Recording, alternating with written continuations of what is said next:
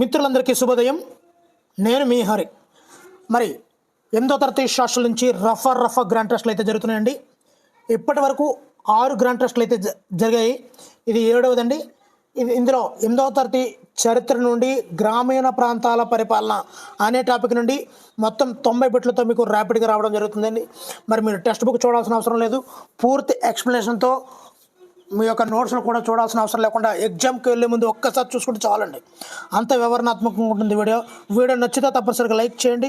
ఇంకా లేట్ లేకుండా టాపిక్లకు వెళ్ళిపోదామండి. మొదలుపెట్టి చూద్దాము. మరి మొఘల్ చక్రవర్తి ఈస్ట్ ఇండియా కంపెనీకి బెంగాల్లో దివానీ అధికారం ఇస్తూ ఫర్మానా జారీ చేసిన రోజు ఏది? అసలు దివానీ అధికారం అంటే ఏంటి ఆల్రెడీ చెప్పడం జరిగింది. మరి దివానీ అధికారం పొందక ముందు బ్రిటిష్ వాళ్ళు మన దగ్గర ఏదైనా వస్తువులు కొనుక్కోవాలి అంటే వాళ్ళ దగ్గర ఉన్నటువంటి బంగారం కానీ వెండి కానీ తీసుకొని వచ్చి అవి ఇచ్చి భారతీయ వస్తువులు కొనుగోలు చేసేదండి. ఎప్పుడు దివానీ అధికారం రాకముందు. ఆఫ్టర్ ఈ దివానీ అధికారం వచ్చిన తర్వాత బ్రిటిష్ వాళ్ళకి ఇటువంటి వెండి బంగారం వస్తువులు తీసుకురావాల్సిన అవసరం లేదు. ఎందు గురించి? మరి కంపెనీకి కావలసినటువంటి శిస్తు రూపంలో ఈ దివానీ అధికారం వల్ల స్థానిక ప్రజల నుండి స్థానిక నవాబుల దగ్గర నుంచి శిస్తు వసూలు చేసుకునేవారు బ్రిటిష్ ప్రభుత్వం. ఆ ప్రకారంగా అక్కడ వచ్చినటువంటి డబ్బుతో తనకి కావలసినటువంటి ముడి సరుకుల్ని, కంపెనీకి కావాల్సినటువంటి రాబడిని అదే చూసుకునేది. కానీ ఇంగ్లాండ్ నుంచి బంగారు వెండి రూపంలో దిగుమతి చేసుకునేది కాదు. ఈ రెండేళ్ళకి తేడా అండి ఈ దివానీ అధికారం అంటే. మరి ఆ దివానీ అధికారం ఇస్తూ ఫర్మానా జారీ చేసిన రోజు ఏదంటే 1765 ఆగస్టు 12 అండి. ఆగస్టు 12వ తేదీన 1765లో దివానీ అధికారం బ్రిటిష్ వారి చేతికి వచ్చేసిందండి. ఓకేనండి. మరి దీనికన్నా ముందు బ్రిటిష్ అధికారంలో దివానీ అధికారం లేనప్పుడు ఏం చేసేవారు? ఇంగ్లాండ్ నుంచి బంగారం కానీ వెండి కానీ తెచ్చుకునేవారు. భారతదేశంలో ఉన్న వస్తువులు మిరియాలు, యాలకులు, సుగంధ ద్రవ్యాలు ఇవన్నీ కొనుక్కుండేవాళ్ళు కదా. అవి కొనుక్కోవాలి. నూలు, పత్తి లాంటి మేలైన వస్త్రాలు కొనుక్కోవాలంటే ఆ బంగారం వెండిని ఇచ్చి కొనుక్కుండేవారు. ఎప్పుడైతే ఈ దివానీ అధికారం వచ్చేసిందో అప్పటి నుంచి వాటితో బంగారం వెండితో పనే లేదు. మన వాళ్ళే డబ్బులు తీసుకోవాలి, మన వాళ్ళే శిస్తు రూపంలో బ్రిటిష్ వాళ్ళకి ఇవ్వాలి. ఆ వచ్చిన డబ్బులతో వాళ్ళు కొనుక్కునేవారు. కాబట్టి ఆ విధమైనటువంటి సౌకర్యము ఈ దివానీ అధికారం వల్ల బ్రిటిష్ వాళ్ళకి వచ్చిందండి. ఓకేనండి. నెక్స్ట్ బిట్ చూద్దామండి. మరి ఇక్కడ నాకు డౌటు, ఇక్కడ బెంగాల్ అంటున్నాం కదా. అసలు బెంగాల్ అంటే ఏంటండి? బెంగాల్ అంటే బెంగాల్, బీహార్, ఒడిస్సా ఈ 3 రాష్ట్రాలని కలిపి మనం బెంగాల్ అంటామండి. బెంగాల్, బీహార్, ఒడిస్సా ఈ 3 రాష్ట్రాలని కలిపి మనం ఇక్కడ బెంగాల్ అంటాము. ఓకేనండి. రెండో బిట్ చూద్దామండి. మరి 1765 తర్వాత బ్రిటిష్ వారి భారతీయ వ్యాపారానికి కావలసిన పెట్టుబడులను సమకూర్చేది ఏది? చూడండి, 1765 తర్వాత అన్నాడు. అంటే 1765 ఆగస్టు 12న ఒకటి వచ్చింది. ఏంటది? దివానీ అధికారం వచ్చిందండి. ఇప్పుడు బ్రిటిష్ వారి భారతదేశ వ్యాపారానికి కావలసినటువంటి పెట్టుబడులు అన్నీ కూడా ఏమిస్తుంది? Yes, answer option C, Bengal యొక్క దివానీ ఆదాయం ఇస్తుందండి. దివానీ ఆదాయం. ఓకేనండి. మరి దివానీ అధికారం అంటే అదే కదా 1765లో వచ్చింది. వాళ్ళకి కావాల్సిన పెట్టుబడులు అన్నీ కూడా దివానీ అధికారం రూపంలో మనం శిస్తు వస్తువుల రూపంలో ఇచ్చిన వాటినే వాళ్ళు తిరిగి కొనుగోలు చేసేవారు అనమాట. ఆ విధంగా వ్యాపారానికి పెట్టుబడులు సమకూరాయి. నెక్స్ట్, బెంగాల్లో 10 మిలియన్లు మందిని పొట్టన పెట్టుకున్నటువంటి కరువు సంభవించిన సంవత్సరం. మరి బెంగాల్లో అతిపెద్దదైనటువంటి ఒక కరువు వచ్చిందండి. ఆ కరువులో 10 మిలియన్లు అంటే ఎన్ని లక్షలో మీకు తెలిస్తే తప్పనిసరిగా కామెంట్ చేయండి. ఇక్కడ 10 మిలియన్లు అంటే 10 మిలియన్లని బాగా చెప్పేసుకుంటున్నాం. అసలు 10 మిలియన్లు అంటే మన హిందూ అరబిక్ సిస్టమ్ ప్రకారంగా ఎన్ని లక్షలు మీకు తెలిస్తే తప్పనిసరిగా కామెంట్ చేయండి. ఓకేనండి. మరి రఫ్గా ఉండాలండి. పాసివ్గా ఉంటే కుదరదు. రఫ్గా ఉండి యాక్టివ్గా మన యొక్క వీటిలో ఉన్నటువంటి కోచింగ్స్ కాన్సెప్ట్ చెప్తూ కొత్త ఆటలు యాక్టివేట్ చేస్తుండాలి బ్రెయిన్ని. ఓకేనండి. బెంగాల్లో 10 మిలియన్ల మందిని పొట్టన పెట్టుకున్నటువంటి కరువు సంభవించిన సంవత్సరం. ఆన్సర్ ఆప్షన్ సి, 1770లో అతి భయంకరమైనటువంటి కరువు వచ్చిందండి బెంగాల్లో. 1770. అంతకన్నా ముందు పెద్ద కరువు వచ్చింది. అదేంటి తెలుసా? దివానీ అధికారం. అది ఒక పెద్ద కరువు మనకి. వాళ్ళకి అతివృష్టి, మనకు అనావృష్టి అనమాట. మన దగ్గర ఉన్నటువంటి డబ్బులు లాగేసుకుంటేవారు దివానీ అధికారం వల్ల. మనమేమంటే కరువులోకి వెళ్ళాం. ఆ తర్వాత పెద్ద కరువు వచ్చేసింది. ఏది 1770లో అతిపెద్ద భయంకరమైనటువంటి కరువు వచ్చిందండి. దీనిలో 10 మిలియన్ల మంది పొట్టన పెట్టుకున్నారు. అంటే అప్పుడు బెంగాల్లో 1/3 వంతు జనాభాని తీసుకెళ్ళిపోయిందండి, చనిపోయారు. 1/3 ముగ్గురు వ్యక్తుల్లో ఒక వ్యక్తిని చంపేసిందండి ఈ కరువు. అంత భయంకరమైనటువంటి కరువు అండి. సో ఇప్పుడు 10 మిలియన్లు అంటే ఎంతో, ఎన్ని లక్షలు మీరు కామెంట్ అయితే చేసేయండి. నెక్స్ట్ 4వది, శాశ్వత శిస్తు నిర్ణయ విధానం ఏ సంవత్సరంలో ప్రవేశపెట్టబడింది? చాలా చాలా ఇంపార్టెంట్ పెట్టండి. ఆన్సర్ ఆప్షన్ డి 1793 అండి. 1793. ఇక్కడ మనకు రిలేటెడ్గా టిప్పు సుల్తాన్ కాలం కూడా కనిపిస్తుందండి. మరి 1799లో చనిపోయాడు, చెప్పాను కదండి. మే 2వ తేదీన టిప్పు సుల్తాన్ నీరు లేక మేలో మైసూర్ పులి చచ్చిపోయాడని, ఇది 4వ ఆంగ్లో మరాఠా యుద్ధంలో చచ్చిపోయాడని. సో 1790లో 3 ఆంగ్లో మరాఠా యుద్ధం జరిగింది. ఆ రెండేట్లకి మధ్యలో 1793లో ఈ శాశ్వత శిస్తు నిర్ణయ విధానం ప్రవేశపెట్టబడిందండి. అంటే ఏంటి అసలు ఈ శాశ్వత శిస్తు నిర్ణయ విధానం అంటే ఏంటి, అసలు ఎందుకు ప్రవేశపెట్టాల్సిన అవసరం వచ్చింది, ఎవరు ప్రవేశపెట్టారు అన్నదంతా కూడా ఒకసారి చూద్దామండి. అయితే కంపెనీ అధికారులు, ఈ యొక్క బ్రిటిష్ వాళ్ళ కంపెనీ అధికారులు ఉన్నారు కదండి, వ్యవసాయంలో పెట్టుబడిని ప్రోత్సహించాలి, వ్యవసాయాన్ని అభివృద్ధి చేయాలి అని భావించారండి. చాలాసార్లు ఆలోచించారు, పెట్టాలా వద్దా అని. లాస్ట్కి ఏమైందంటే అక్కడ ఉన్నటువంటి రాజులు, తాలూకాదారులు జమీందారులుగా గుర్తించారండి. అక్కడ ఉన్నటువంటి రాజులు, మన భారతదేశంలో మన యొక్క నవాబుల్లో ఉన్నటువంటి ఆ రాజుల్ని, తాలూకాదారుల్ని, వాళ్ళని మనం టీంలో కెప్టెన్ ఎలాగైతే ఎంచుకుంటారో అలాగే కంపెనీ వాళ్ళు మన దేశంలో ఉన్నటువంటి రాజుల్ని, తాలూకాదారులు కొంతమంది సెలెక్ట్ చేసుకొని జమీందారులుగా గుర్తించారండి. వాళ్ళు ఏం చేయాలి, ఇప్పుడు ఈ శాశ్వత శిస్తు నిర్ణయ విధానం వల్ల రైతుల నుండి పన్ను వసూలు చేసి కంపెనీకి ఆ డబ్బుని, ఇప్పుడు మన ఎల్ఐసి ఏజెంట్ ఉంటారు కదా, మన ఏజెంట్ నుంచి డైరెక్ట్గా కంపెనీకి వాళ్ళు ఫీడ్ చేస్తుంటారు ఏజెంట్లు. అలాగే బ్రిటిష్ వాళ్ళకి రైతులకి మధ్య ఏజెంట్లుగా ఉండేవాళ్ళు ఈ యొక్క జమీందారులు అండి. ఏ పద్ధతిలో? శాశ్వత శిస్తు నిర్ణయ విధానంలో అండి. మరి ఈ జమీందారులు చెల్లించవలసినటువంటి శిస్తు ఇప్పుడు కూడా స్థిరంగా ఉంటుంది, దాన్ని పెంచడానికి అవకాశం అయితే ఉండదండి ఈ విధానంలో.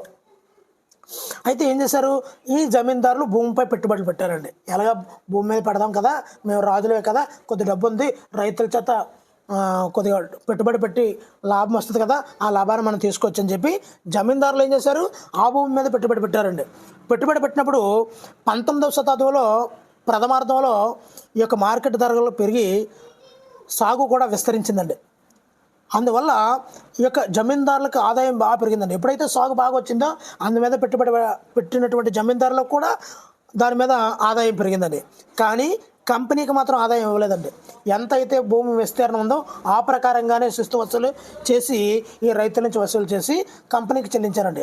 అప్పుడు కంపెనీ ఏమనుకుంది, అరే మనం ఈ యొక్క కంపెనీకి ఆదాయం పెరగలేదు, భూమి నుండి ఉత్పత్తి పెరిగింది, కానీ జమీందారులు లాభపడ్డారు, కానీ మనకు కంపెనీకి ఎటువంటి లాభం లేదు అని అక్కడ ఈ యొక్క శాశ్వత శిస్తు నిర్ణయ విధానంలో వచ్చినటువంటి మార్పుని, లోపాన్ని ఆ యొక్క కంపెనీ అధికారులు గుర్తించారండి.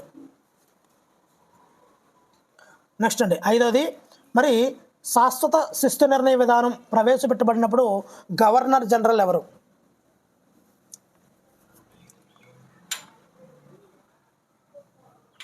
ఆన్సర్ ఆప్షన్ సి కార్న్వాలిస్ అండి. ఇందులో అందరూ కూడా, వీడు ఎవడండి, వారన్ హేస్టింగ్, వార్నింగ్ ఇచ్చుకుంటూ వచ్చాడు మొదటి గవర్నర్ జనరల్. వెల్లెస్లీ ఎవరండి, వెల్లెస్లీ యొక్క పాత్ర ఏంటి అన్నది గత వీడియోలో చెప్పాను, మీకు తెలిస్తే తప్పనిసరిగా అయితే కామెంట్ చేయండి, ఓకేనండి. మరి శాశ్వత శిస్తు నిర్ణయ విధానం కార్న్వాలిస్, ఓకేనండి. మరి ఈ శాశ్వత శిస్తు నిర్ణయ పద్ధతిలో పన్ను వసూలు చేసే బాధ్యత ఎవరికి అప్పగించారు? కంపెనీ వారు. ఇంతకుముందే చెప్పాను. మరి ఏజెంట్గా ఉంటారు, రైతులకి కంపెనీకి మధ్య ఏజెంట్గా ఉండేది ఎవరు? ఆన్సర్ ఆప్షన్ బి జమీందారులు. 7వ పెట్టండి, శాశ్వత శిస్తు నిర్ణయ విధానం ద్వారా కంపెనీ ఆశించినటువంటి ప్రధాన ప్రయోజనం ఏమిటి? ఆల్రెడీ చెప్పడం జరిగింది. కమన్ ర్యాపిడ్గా ఉండాలండి, మరి రఫ్గా ఉండాలి. మరి ఆన్సర్ని అయితే రివీల్ చేస్తున్నాను. ఆన్సర్ ఆప్షన్ సి, స్థిరమైన ఆదాయం పొందొచ్చు అనేది కంపెనీ యొక్క ప్రధాన ప్రయోజనం అండి. సో ఇదేంటి, ఈ యొక్క శాశ్వత శిస్తు పద్ధతిని 1793లో కార్న్వాలిస్ ప్రవేశపెట్టడం జరిగింది. మరి దీని ద్వారా జమీందారులు రైతులకి ఇక్కడ కంపెనీకి ఈ యొక్క మధ్యలో ఏజెంట్లుగా పనిచేయడం జరుగుతుంది.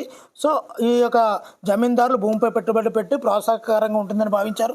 ఆ విధంగా లాభం వచ్చినప్పుడు జమీందారు లాభపడ్డారు, కానీ కంపెనీకి ఎటువంటి ఆదాయం పెరగలేదు, కానీ స్థిరమైన ఆదాయం వస్తుందని ఖచ్చితంగా ప్రయోజనాన్ని ఆశించారు.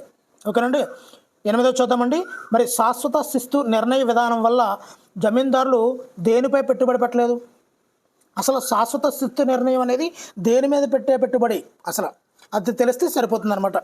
ఆన్సర్ ఆప్షన్ సి, భూమి మీద పెట్టుబడి పెట్టడం అనమాట. అంటే భూమి అభివృద్ధి కోసం చేసే పెట్టుబడే శాశ్వత శిస్తు నిర్ణయ విధానం. ఇది 1793 కార్న్వాలిస్. ఓకేనండి. 9వది, శాశ్వత శిస్తు నిర్ణయ విధానంలో శిస్తు చెల్లించడంలో విఫలమైనటువంటి జమీందారులు ఏమి కోల్పోతారు?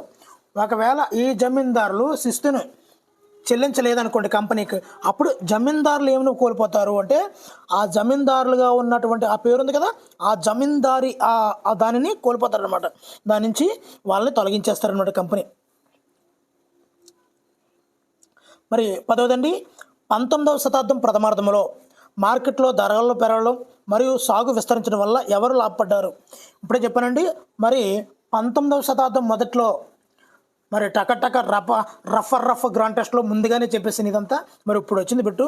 మరి మార్కెట్ ధరల్లో పెరగడము, సాగు విస్తరణ పెరగడం వల్ల కొంతమంది లాభపడ్డారు. ఎవరాలు? ఆన్సర్ ఆప్షన్ బి, జమీందారులు అయితే లాభపడ్డారు. కంపెనీకి ఆదాయం మాత్రం పెరగలేదు, స్థిరమైన ఆదాయం వస్తుంది తప్ప క్రమంగా పెరుగుదల అనేది లేదు. దీనిని వాళ్ళు గమనించడం అయితే జరిగింది. ఎవరు? కంపెనీ వారు. 11వదండి, శాశ్వత శిస్తు నిర్ణయ విధానం యొక్క పరిణామం కానిది చూద్దామండి. ఆప్షన్లన్నీ చూసేద్దాము. భూమి అభివృద్ధికి పెట్టుబడులు పెరిగాయి. ప్రారంభంలో జమీందారు శిస్తు చెల్లించడంలో విఫలమయ్యేవారు. 19వ శతాబ్దం ప్రథమార్థంలో జమీందారుల ఆదాయం పెరిగింది. భూమిపై రైతులకు గల హక్కులకు భద్రత లేదు. ఇక్కడ ఈ విధానం యొక్క పరిణామం కానిది, భూమి అభివృద్ధికి పెట్టుబడులు పెరగలేదండి. కొద్ది కాలమే పెట్టుబడులు పెరిగాయి, కానీ భూమి మీద అభివృద్ధికి పెట్టుబడులు పెరగలేదు. ఇది పరిణామం కాదు. మరి ఏమేమి పరిణామం అయ్యిందంటే, ప్రారంభంలో జమీందారులు శిస్తు చెల్లించడంలో విఫలమయ్యారు. శిస్తులు ఈ రైతుల నుంచి తీసుకొని శిస్తుని వసూలు చేసి కంపెనీకి ఇవ్వడంలో విఫలమయ్యారండి. అప్పుడు జమీందారీ వ్యవస్థను కోల్పోయారు. అప్పుడు ఈ జమీందారులే భూమి మీద పెట్టుబడి పెట్టి 19వ శతాబ్దం మొదట్లో లాభాలు గణించారండి. అప్పుడు జమీందారులకు లాభాలు అయితే వచ్చాయి, కానీ కంపెనీకి రాలేదు. సో ఈ విధంగా ఇది కరెక్టేనండి. ఇది కూడా కరెక్టే. భూమిపై రైతులకు గల హక్కులకు భద్రత లేదు, అది ఎప్పుడు కూడా లేనిదే. ఓకేనండి. ఇదండి పరిణామం కానిది అనేది ఆన్సర్ ఆప్షన్ ఏ అండి. నెక్స్ట్, శాశ్వత శిస్తు విధానం అయిపోయింది కదండి, కార్న్వాలిస్ 1793. ఓకేనండి. ఇప్పుడు మహల్వారీ విధానం వచ్చిందండి. మహల్వారీ విధానం ఏ ప్రాంతంలో ప్రవేశపెట్టబడింది? చాలా చాలా ఇంపార్టెంట్ అండి. మరి ఈ మహల్వారీ విధానము ఆన్సర్ ఆప్షన్ సి, వాయువ్య ప్రావిన్స్ అండి. వాయువ్య అంటే ఈ ప్రాంతం ఎక్కడ ఉంది? వాయువ్య అంటే యూపీలో ఉంటుందండి, ఉత్తరప్రదేశ్లో ఉంటుందండి. మరి 19వ శతాబ్దం తొలి దశలో అనేక మంది కంపెనీ అధికారులు ఈ భూమి శిస్తు పద్ధతిని మరోసారి మార్చాలి అని చెప్పారండి. ఇందు గురించి ఇక్కడ ఉన్నటువంటి శాశ్వత శిస్తు పద్ధతి విధానంలో 19వ శతాబ్దం మొదటి భాగంలో మాత్రమే వీళ్ళు లాభపడ్డారు జమీందారులు. తర్వాత అంతా కూడా భూమి మీద అభివృద్ధి లేదు, మొత్తం డౌన్ అయిపోయింది. కంపెనీ కూడా నష్టపోయింది.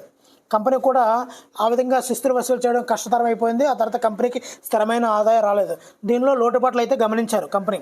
వెంటనే మరలా వేరొక విధానం తీసుకురావాలని చెప్పి మరో పద్ధతికి మార్చాలని అనుకున్నారండి. అయితే కంపెనీకి పరిపాలించడము, అదేవిధంగా వ్యాపారమైనటువంటి ఖర్చులు పెరిగిపోతున్నాయి. ఆ భరించడానికి కావలసినటువంటి ధనం కావాలి.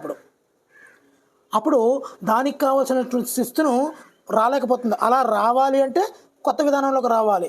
సో అలా వచ్చినటువంటి విధానమే ఈ మహల్వారీ విధానం ఉండే. అంటే ఖర్చులు పెరిగిపోయి ఖర్చులకి అనుగుణంగా శిస్తులు వసూలు చేయాలి. ఇక్కడ శాశ్వత శిస్తు పద్ధతిలో డబ్బులు రావడం లేదు. ఎలాగా? ఆల్టర్నేట్ ఇంకో జీవో తీసుకురావాలి. మనం ఎలా వస్తే కొత్త జీవోలు తీసుకొస్తారో మన గవర్నమెంట్లు, అలాగా కొత్త జీవో ఇక్కడ కొత్త విధానం తీసుకొచ్చారు. శాశ్వత శిస్తు విధానాన్ని తొలగించేసి మహల్వారీ విధానాన్ని తీసుకొచ్చారండి. ఈ మహల్వారీ విధానమే వాయువ్య ప్రావిన్స్లో ముందుగా ప్రవేశపెట్టబడింది. ఓకేనండి, ఇదండి దీని బ్యాక్గ్రౌండ్. మరి 13వది, మహల్వారీ విధానం ఏ సంవత్సరంలోకి అమల్లోకి వచ్చింది? Answer option C 1822. గుర్తుపెట్టుకోండి, 1793లో శాశ్వత శిస్తు విధానం కారణవాలేసు. 1822 మహల్వారీ 22 మహల్వారీలు. ఓకేనండి, 1822, 1793, 1822.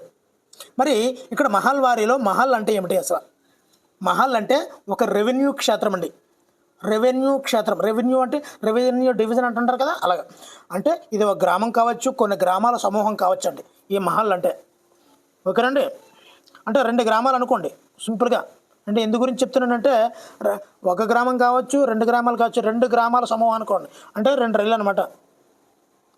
మహల్ అంటే గ్రామాల సమూహం. ఎన్ని గ్రామాలు? అందాక సరదాగా గుర్తుపెట్టుకోవడానికి అండి, 2 గ్రామాలు అంటే 2 రెళ్ళు అంటే 1822. ఆ విధంగా గుర్తుపెట్టుకోవడానికి మనకి ఈజీగా ఉంటుందన్నమాట. నెక్స్ట్ ఇదిగో క్వశ్చన్ చూసారా, రఫా అంటే ఇట్లానే ఉంటుంది. మరి బ్రిటిష్ రెవెన్యూ రికార్డుల్లో మహల్ అనగా ఏమిటి? ఆన్సర్ ఆప్షన్ డి 5 అండి. ఒక గ్రామం, కొన్ని గ్రామాల సమూహం, రెవెన్యూ క్షేత్రం అండి. 15వది, మహల్వారీ విధానంలో పన్ను వసూలు చేసి కంపెనీకి చెల్లించే బాధ్యత ఎవరికి అప్పచెప్పారు? ఎప్పుడు గమనించుకోండి, శాశ్వత శిస్తు విధానంలో రైతుల దగ్గర డబ్బులు తీసుకొని కంపెనీకి చెల్లించే బాధ్యత జమీందారులదండి. కానీ ఈ మహల్వారీ విధానంలో పన్ను వసూలు చేసి కంపెనీకి చెల్లించే బాధ్యత మారిపోయింది. మరి ఎవరిది? ఎవరు చెప్పారు? కమన్ ఆప్షన్ చూసేయండి, చెప్పండి. ఆన్సర్ ఆప్షన్ సి గ్రామ పెద్దలదండి. ఇక్కడ మహల్వారీ విధానంలో గ్రామ పెద్దలకి దీన్ని అప్పచెప్పడం అయితే జరిగిందండి. ఓకేనండి, మరి గ్రామ పెద్దకు అప్పచెప్పడం అయితే జరిగిందండి. నెక్స్ట్ మరి వచ్చిందండి 1822లో 2 గ్రామాలు మహల్. ఓకే, వాయువ్య ప్రావిన్స్లో ప్రవేశపెట్టారు. ఇది యూపీలో ఉంది. మహల్వారీ విధానమును ప్రవేశపెట్టింది ఎవరు? చాలా ఈజీగా గుర్తుపెట్టుకోవచ్చండి, మహల్వారీ మెకంజీ. మహల్ అంటే రెవెన్యూ క్షేత్రం, గ్రామం, కొన్ని గ్రామాల సమూహం. 1822లో ప్రవేశపెట్టారు మెకంజీ గారు. ఓకేనండి, నెక్స్ట్ 17వది, మరి మహల్వారీ విధానం అయిపోయింది. ఇప్పుడు రైతువారీ విధానం అండి. మరి రైతువారీ విధానమును ప్రవేశపెట్టింది ఎవరు అంటే, ఒకరు ప్రవేశపెట్టడానికి ప్రయత్నించారు, ఇంకొకరు విస్తరించారండి, అభివృద్ధి చేసి విస్తరించారండి. అందు గురించి ఇద్దరున్నారు. Answer option B Reed and Munro. Reed ఏం చేశాడు? ప్రవేశపెట్టడానికి రీడ్ చూసుకోండి, రీడ్ అంటే ఇక్కడ కోడ్ కలుతుంది అనమాట. రీడ్ రైతువారీ విధానాన్ని ప్రవేశపెట్టడానికి ప్రయత్నించాడండి. అప్పుడు మన్రో ప్రవేశపెట్టి అభివృద్ధి చేసేసి దేశమంతటి కూడా విస్తరించేశాడండి. ఓకేనండి, ఇక్కడ మనకు అన్నీ కూడా ఇక్కడ కలిసిపోతుంది. కారణవాలిస్, శాశ్వత శిస్తు, Mackenzie, Mahalwari, Read and Munro. Read చేశాడు, ప్రవేశపెట్టడానికి ప్రయత్నించాడు. తర్వాత మన్రో అభివృద్ధి చేసి విస్తరించేశాడు అనమాట. ఈ విధంగా మనము గుర్తుపెట్టుకోవచ్చండి. మరి రైతువారీ విధానంలో శిస్తు నిర్ణయించే ముందు బ్రిటిష్ వారు ఏమి చేయాలని వాదించారు?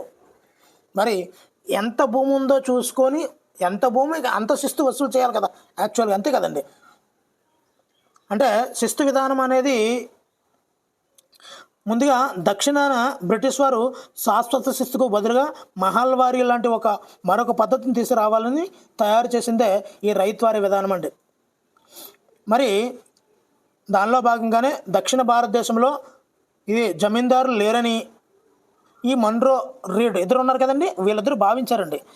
సో జమీందారులు లేరు అని భావించారు.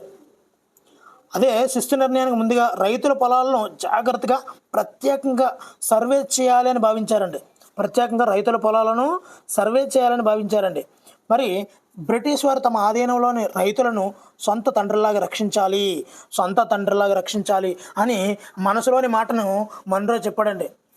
రైతుల యొక్క భూములను బాగా గుర్తుపెట్టుకోండి, రైతుల యొక్క పొలాలను జాగ్రత్తగా సొంత తండ్రిలాగా రక్షించాలి అని చెప్పి మనసులో మాటను మన్రో చెప్పాడండి. గుర్తుపెట్టుకోండి, ఇది చాలా ఇంపార్టెంట్ అండి. నెక్స్ట్ రైత్వారీ విధానం ప్రధానంగా ఏ ప్రాంతంలో, ఇప్పుడే చెప్పేసాను ఆల్రెడీ, ఏ ప్రాంతంలో అమలు చేయబడింది? దక్షిణ భారతదేశంలో జమీందారులు లేరని ఈ ఈ విధానాన్ని తీసుకొచ్చారండి. రైత్వారీ విధానము దక్షిణ భారతదేశం. రైత్వారీ విధానము దక్షిణ భారతదేశం. నెక్స్ట్ 20వ రైత్వారీ విధానంలో రైతులతో నేరుగా సంబంధం కలిగి ఉన్నది ఎవరు? చెప్పాలి. రఫ్గా ఉండాలండి. మరి రైతువారి విధానంలో రైతులతో నేరుగా సంబంధం కలిగి ఉన్నది ఎవరు? ఇక్కడ జమీందారు లేరు అన్నారు. తండ్రిలాగా వ్యవహరించాలి. ఎవరు తండ్రిలాగా వ్యవహరిస్తారు? ఇక్కడ గ్రామ పెద్ద అయితే మహల్వారి, జమీందారులు అయితే శాశ్వత శిస్తు. మరి ఇక్కడ ఎవరు? రైతువారి విధానంలో డైరెక్ట్గా కంపెనీ చూసుకుంటుందండి, నేరుగా కంపెనీతో సంబంధం ఉంటుంది. శాశ్వత శిస్తు విధానంలో జమీందారులు, మహల్వారి పద్ధతిలో గ్రామ పెద్ద, రైతువారి విధానంలో కంపెనీ అండి. ఓకేనండి. 21వ నీలిమందు మరియు నల్లమందు సాగును ఏ శతాబ్దం చివరి నాటికి విస్తరింప చేయుటకు బాగా ప్రయత్నించారు? నల్లమందు. ఆన్సర్ ఈ నీలిమందు నల్లమందు సాగు 18వ శతాబ్దం చివరి నాటికి బాగా విస్తరించిందండి. అసలు నీలిమందు అంటే ఏంటండి? అసలు ఈ నీలిమందు అనేది కలంకారీ ముద్రణకు, విలియం మోరిస్ ముద్రణకు ఏంటంటే కలంకారీ ముద్రణ. కలంకారీ అంటే మచిలీపట్నం అండి. కలంకారీ అంటే మచిలీపట్నంలో ఉన్నటువంటి ఈ నేత పనివారు సృష్టించే విధానమే కలంకారీ. తర్వాత విలియం మోరిస్ ఈ ముద్రకి, ఈ రెండు ముద్రలకి వాడేది ఈ నీలి రంగును ఉపయోగిస్తారండి. దీన్నే నీలిమందు అంటారండి. కలంకారీ ముద్రకు వాడే మందు దేని వాడతారు అంటే నీలిమందు. సో ఈ నీలి రంగును ఇండిగో అనే మొక్క నుండి తయారు చేస్తారండి. ఈ నీలి మందును ఇండిగో అనే మొక్క నుండి తయారు చేస్తారనమాట. ఇది 18వ శతాబ్దం చివరి నాటికి ఇది బాగా ప్రాచుర్యానికి చెందిందండి. నెక్స్ట్ 22వది బెంగాల్లో బ్రిటిష్ వారు ఏ పంటను పండించమని రైతులు బలవంతంగా ఒప్పించారు? బెంగాల్లో అండి.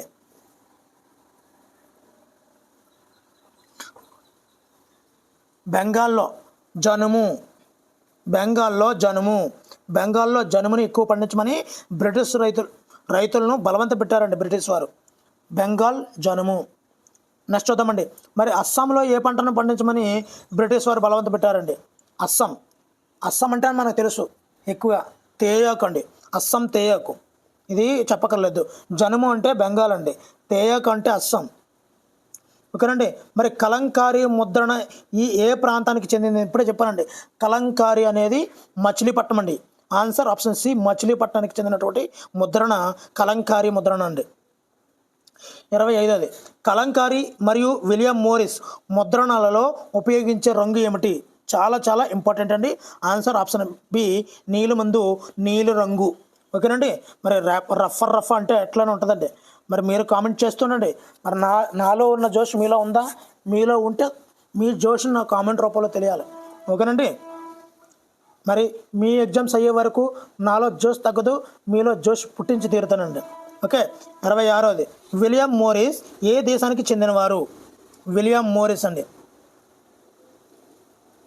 మరి విలియం మోరిస్ బ్రిటన్ దేశానికి చెందినవాడు అండి. మరి ఈ విలియం మోరిస్ యొక్క ముద్రణ అంటే ఏంటంటే ఇతను పూల డిజైన్ ముద్ర అండి. పూల డిజైన్. విలియం మోరిస్కి ఈ పూల డిజైన్లు అంటే బాగా ఇష్టం అండి. ఎప్పుడు కూడా ఆ పూల డిజైన్తో కూడినటువంటి కార్పెట్ వేసుకొని చక్కగా పడుకుంటుంటాడు. మరి బ్రిటిష్ వాళ్ళు కదా, మరి ఆ మాత్రం పూల డిజైన్లో పూలు రంగులు అన్నీ ఉండాలన్నమాట. ఓకేనండి. మరి నీలిమందు మొక్క ప్రధానంగా ఏ ప్రాంతాలలో పెరుగుతుంది? నీలిమందు మొక్క ప్రధానంగా ఏ ప్రాంతాలలో పెరుగుతుంది? చాలా ఇంపార్టెంట్ పెట్టండి. ఆన్సర్ ఆప్షన్ సి, ఉష్ణమండల ప్రాంతాల్లో పెరుగుతుందండి. ఇది ఉష్ణమండల ప్రాంతాల్లో ఈ యొక్క నీలిమందు పంట ఎక్కువ పండుతుందండి. మరి 13వ శతాబ్దం చివరి నాటికి, ఎప్పటికండి? 13వ శతాబ్దం చివరి నాటికి భారతీయ నీలిమందును ఇటలీ వారు, ఇటలీ, ఫ్రాన్స్, బ్రిటన్ వీళ్ళందరూ కూడా తయారుదారులు దుస్తులకు ఈ రంగులు అద్దాలి కదా, ఆ రంగులు అద్దడం కోసం భారతీయ రంగులను ప్రత్యేకంగా ఈ నీలిమందుని తీసుకెళ్ళేవారండి. అయితే యూరప్ మార్కెట్కు కొద్దిగా తక్కువ వెళ్ళేదండి. ఎందుకంటే దీని రేటు భారతీయ నీలిమందుకి చాలా రేటు డిమాండ్ ఎక్కువ ఉండేదండి. అందువల్ల అండి. మరి అదే యూరోపియన్ వాళ్ళు తక్కువ తీసుకెళ్లారని చెప్పాను కదా, ఆ యూరోపియన్ వారు వాళ్ళు కూడా నీలం వైలెట్ రెండాటితో కలిపి ఓడ్ అనే మరో మొక్క మీద ఆధారపడ్డారండి. ఈ యూరోపియన్లు ఏంటండి, యూరోపియన్లు ఓడ్ అనే మొక్క అండి. ఈ ఓడ్ అనే మొక్క నుండి వచ్చినటువంటి రంగు ఏంటి, నీలం వైలెట్ అండి. నీలం ప్లస్ వైలెట్, వైలెట్లో వైట్ ఉందండి. ఓకే అండి. ఓడ్ అనేది ఒక మొక్క. మన దగ్గర ఉన్నటువంటి నీలమందు మొక్క దేని మీద ఆధారపడి ఉంది, ఏ మొక్క అంటాం, మన దగ్గర ఉన్నటువంటి నీలమందు ఇండిగో అనే మొక్క అండి. ఇండిగో అనే మొక్క నుండి మనకి నీలమందు వస్తుందండి. అదే మన యొక్క ఇండిగో మొక్క నుండి వచ్చే నీలమందుకి రేట్ ఎక్కువ అండి. అందువల్ల యూరోపియన్లు తక్కువ సప్లై తీసుకెళ్ళేవారు అనమాట. కానీ వాళ్ళకి ఈ నీలమందు ప్లస్ వైలెట్ రెండు కలిసినటువంటి ఓడ్ అనే మొక్క మీద వాళ్ళు ఆధారపడి ఈ యొక్క రంగుని తయారు చేసుకునేవారండి. ఇది అక్కడ ఐరోపాలో ఎక్కువగా సమశీతోష్ణ మండలం ఉంటుందండి. అక్కడ మనకైతే ఉష్ణమండలం, ఇండిగో ఉష్ణమండలం. అదే ఐరోపాలో సమశీతోష్ణ మండలం అవడం వల్ల ఈ ఓడి మొక్క చాలా విపరీతంగా వేగంగా పెరిగేదండి. ఓకేనండి. ఇది దీని బ్యాక్గ్రౌండ్ అండి. 28వ చూద్దాము. 13వ శతాబ్దంలో భారతీయ నీలమందును ఏ దేశాల దుస్తుల తయారీదారులు ఉపయోగించేవారు? ఇంతకుముందే చెప్పానండి. ఇటలీ, ఫ్రాన్స్, బ్రిటన్ అండి. Italy, France, Britain. మన యొక్క ఇండిగో మొక్క నుండి వచ్చే నీలమందుకి 13వ శతాబ్దంలో ఇటలీ, ఫ్రాన్స్, బ్రిటన్ వాళ్ళు ఎగుమతి చేసుకుని వాళ్ళు ఈ యొక్క నీలమందును బాగా ఉపయోగించేవారండి. ఎందు గురించి అంటే క్వాలిటీ నీలమందు కాబట్టి. అందుకే రేట్ ఎక్కువైనా కొని ఇటలీ వాళ్ళు, ఫ్రాన్స్ వాళ్ళు, బ్రిటన్ వాళ్ళు 13లోనే ఈ 3 దేశాలు కొన్నారండి. 3 దేశాలు 13లో కొన్నారు. 13 అంటే 13వ శతాబ్దం. అన్నీ విడమర్చాలి, రఫాగా ఉండాలండి. మరి 29వది, యూరోపియన్ తయారీదారులు నీలం వైలెట్. ఇప్పుడే చెప్పానండి. అంటే ముందు కంటెంట్ ఇచ్చి మరలా చెప్తుంటే మీకు 2-3 సార్లు ఒకేసారి రివిజన్ అయిపోయి మెదడులో ఒక స్మృతి చిహ్నం అనేది ఏర్పడిపోద్దండి. అందు గురించి నా ప్రయత్నం 10 సార్లు చెబుతున్న వీడియో కాస్త ఒక 2 మినిట్స్ యొక్క లెంత్ ఎక్కువైనా మీ మెదడులో బాగా గుర్తుండిపోతుందండి. ఓకేనండి. మరి యూరోపియన్ తయారీదారులు నీలం మరియు వైలెట్ ఈ రంగుల కోసం ఏ మొక్క మీద ఆధారపడ్డారంటే ఓడ్ అండి. ఓడ్ అంటే వైలెట్, ఎలాగ నీలం ఎలాగ కలుస్తుంది కాబట్టి వైలెట్ కలర్ ఓడ్. ఓకేనండి. ఈ విధంగా మనము యూరోపియన్ల మొక్కని మనం గుర్తుపెట్టేసుకోవచ్చు. ఇండియా మొక్క ఇండిగో, యూరోపియన్లో వైలెట్ కలుస్తుంది కాబట్టి ఓడ్. ఓకేనండి. మరి 30 చూద్దామండి. నీలమందు ఉత్పత్తిలో భారతదేశానికి ప్రత్యామ్నాయంగా తోటల సాగు ప్రారంభించినటువంటి ఐరోపా దేశాలలో ఫ్రెంచ్ వారు ఏ ప్రాంతాలలో సాగు చేశారు? కొద్ది కష్టంగా ఉంది కదండి, మళ్ళీ ఒకసారి చదువుతానండి. నీలమందు ఉత్పత్తిలో భారతదేశానికి ప్రత్యామ్నాయంగా తోటల సాగును ప్రారంభించినటువంటి ఐరోపా దేశీయుల్లో ఫ్రెంచ్ వారు ఏ ప్రాంతంలో సాగు చేశారు? అసలు ఈ తోటల సాగు అంటే ముందుగా భారతీయులు భారతదేశానికి ప్రత్యామ్నాయంగా నీలమందు గురించి ప్రత్యామ్నాయంగా ఈ తోటల సాగును ప్రారంభించారండి. అంటే భారతదేశం యొక్క నీలమందుకి ప్రత్యామ్నాయం ఎదుర్కోవాలి అని ఈ తోటల సాగుతో చేయడం స్టార్ట్ చేశారండి. అంటే ఈ తోటల సాగులు ఎలా చేశారు అంటే, తోటల సాగు అంటే ఏంటంటే వివిధ రకాల కార్మికుల్లో, అంటే రకరకాలైనటువంటి కార్మికులను బలవంతంగా నియమించేసుకొని తోట యజమాని నిర్వహించే పెద్ద పొలాన్నే ఈ తోటల సాగు అంటారండి. ఈ తోటలు ఏ తోటలండి? కాఫీ, చెరకు, పొగాకు, ప్రతి ఉత్పత్తికి సంబంధించినవి. మళ్ళీ చెప్తున్నాను, కాఫీ, చెరకు, పొగాకు, ప్రత్తి అండి. వీటికి సంబంధించిందే ఈ తోటల సాగు అనబడక మనకు గుర్తు రావాల్సింది నీలమందుకు ప్రత్యామ్నాయం. ముఖ్యంగా భారతీయ నీలమందుకు ప్రత్యామ్నాయంగా బ్రిటిష్ వారు చేపట్టినటువంటి ఈ తోటల సాగు ప్రాంతాలు ఉన్నాయండి. కొన్ని ప్రాంతాలని ఏర్పాటు చేస్తారు. అంటే ఈ తోటల సాగు అంటే వివిధ రకాల కార్మికులు బలవంతంగా నియమించుకొని తోట యజమాని నిర్వహించే ఒక పెద్ద పొలాన్నే తోటల సాగు అంటారండి. కొన్ని తోటలు సాగు చేయడం అనమాట. ఈ తోటలో కాఫీ, చెరకు, పొగాకు, ప్రతి ఎక్కువ పండుతుంటాయండి. మరి ఎవరు చేశారు, ఏ ప్రాంతంలో సాగు చేశారు అన్నది question. Answer option C, Saint Domingo. అయితే ఈయన 1791లో బానిసలు తిరుగుబాటు చేసిన దృశ్యమును పెయింటింగ్ రూపంలో చిత్రీకరించాడండి. ఓకేనండి. 1791లో నెక్స్ట్ చూద్దామండి, తోటల సాగు అనగా ఏమి? ఇప్పుడే చెప్పేసానండి, వివిధ రకాల కార్మికులను నియమించుకొని తోట యజమాని నిర్వహించే ఒక పెద్ద పొలాన్నే మనము తోటల సాగు అని కూడా అంటారండి. నెక్స్ట్, సెయింట్ డొమింగోలో బానిసల తిరుగుబాటు ఏ సంవత్సరంలో జరిగింది? బానిసల తిరుగుబాటు ఇప్పుడే చెప్పాను, 1791లో బానిసల తిరుగుబాటు అనేది ఈ సెయింట్ డొమింగోలో జరిగిందండి. ఎందు గురించి? ఇక్కడ బానిసలు అంటే ఇక్కడ రకరకాల పని వాళ్ళని తీసుకుని వచ్చే క్రమంలో బానిసలు కూడా తీసుకురావడం జరిగింది. ఈ బానిసలు 1791లో ఈ యొక్క తిరుగుబాటు జరిగిందండి. ఓకేనండి. నెక్స్ట్ చూద్దామండి, మరి సెయింట్ డొమింగో ఏ దేశ కాలనీగా ఉండేది? ఏ దేశ కాలనీగా ఉండేది? కమన్ స్పీడ్ చెప్పాలండి, రఫ్గా ఉండాలి. ఆన్సర్ ఆప్షన్ బి, ఫ్రాన్స్ దేశ కాలనీగా ఈ యొక్క సెయింట్ డొమింగో ఉండేది. 34వదండి, కరేబియన్ దీవులలో